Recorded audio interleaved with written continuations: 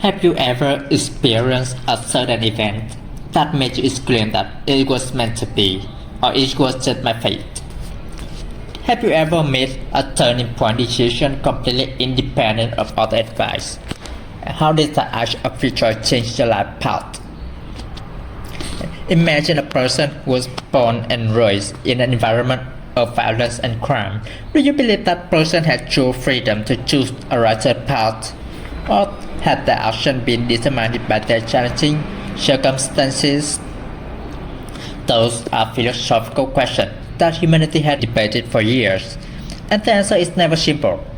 This is because every person lives in a constant tug of war between three monumental forces: fatalism, free will, and determinism.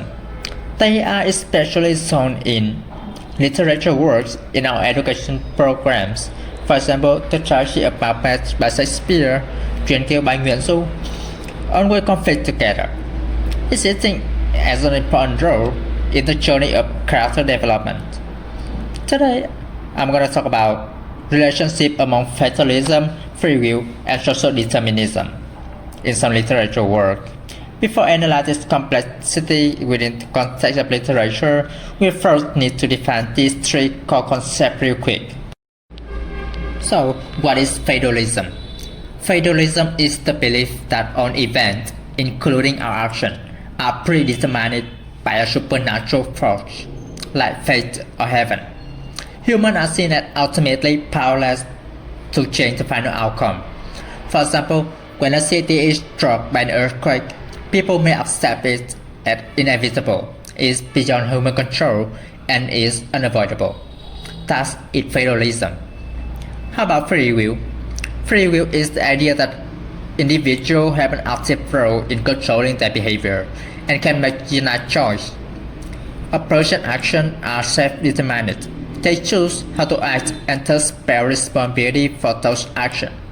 For instance, a person deciding to become a doctor instead of a lawyer is exercising free will by making a choice about the future. And here comes the last one, social determinism. Different from fatalism, when events are predetermined by supernatural force, social determinism is the theory that social interaction alone determine individual behavior. For example, a child who grew up in a well-off background typically have access to better education and job opportunity compared to a child from a lower one. Among the concepts exists a relationship that always conflicts together, the opposite of free will and fatalism, contrasting between free will and determinism, and fatalism is an extreme form of determinism. We will now begin our journey to analyze them in the first classic work, The Tragedy of Macbeth by Shakespeare. This work serves as a perfect example of a dramatic balance, where the borderline between fatalism and free will is intensely blurred. When Macbeth meets three witches, they give him a prophecy that he was going to be the king of Scotland.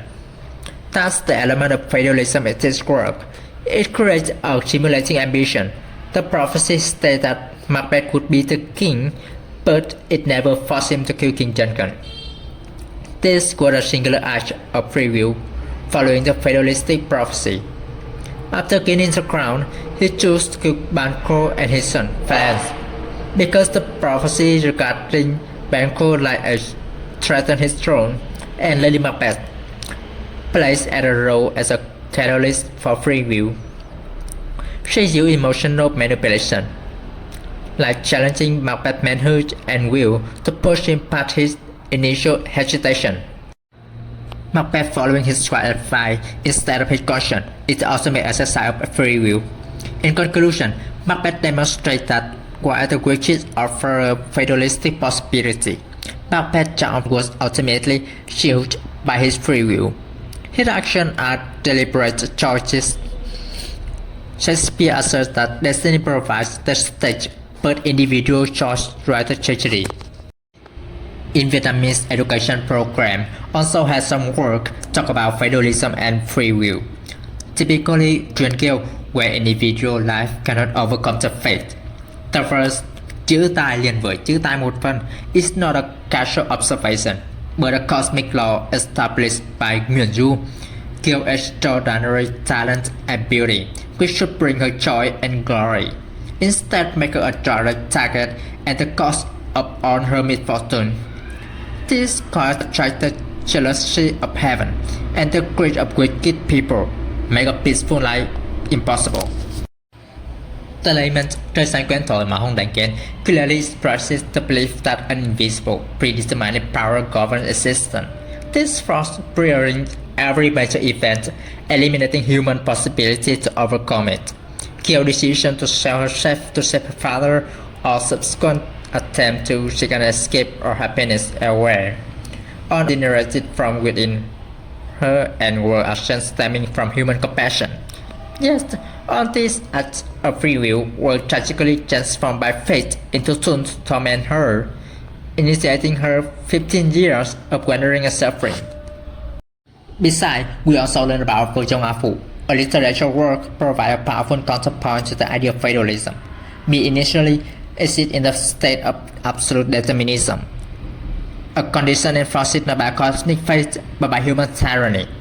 When me see Afu about to die, a sudden rush comes with pro-compassion and left out in the cold. The key turning point is when me took the small sickle, cutting the hand rope to save Afu, with no external fighter, no reliance on prophecy or heaven favor.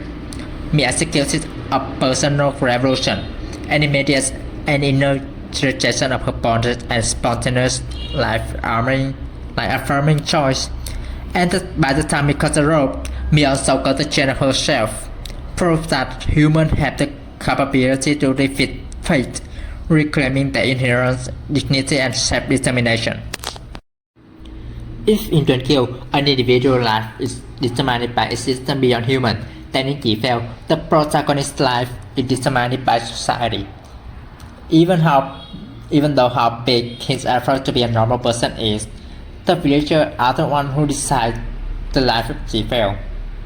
The character is not born evil, but he faces an unchangeable shield by the oppressive power structure. For instance, by the abuse from Bakian and dehumanizing condition of the feudal system. His transformation from an inherently kind peasant into the nurtured village demon is a gradual process of dehumanization forced upon him by this environment. He is not a victim of supernatural fate or personal moral flaw, but a victim systematically molded and pushed to the brink by the rotten social mechanism. The conclusion of the story is that humanity is utterly crushed by circumstance and rigid social structure, not by supernatural force. Nam conceived that in modern world, social determinism is the ultimate inescapable force that dictates the individual tragic end. And now we come to the conclusion and literary lesson. As you can see on the table right now, the analysis shows that while fatalism and social determinism can create tragic barriers, as in Kill and Kifel, modern literature tends to celebrate the power of free will in initiating liberation and transformation, as in Jong Afu. Next is the conclusion. We conclude two main points. Firstly, battleground of destiny and joy in the literature. Literature's true significance lies not only showing if the world is predetermined or free, but in challenging this idea. It acts up as a battleground to explore the nature of humanity and fate. Secondly, shaping our perception and seeking self-determination. From tragic fate to mishap liberation, literature shapes our understanding of the struggle between Christian and free will. It challenges us to question life prearrangement and inspires the pursuit of self-determination, encouraging reflection on our own life. Before we finish our presentation, we have a question for discussion. In modern life, which factor do you think influence us more, fate or our free choice? And thanks for listening.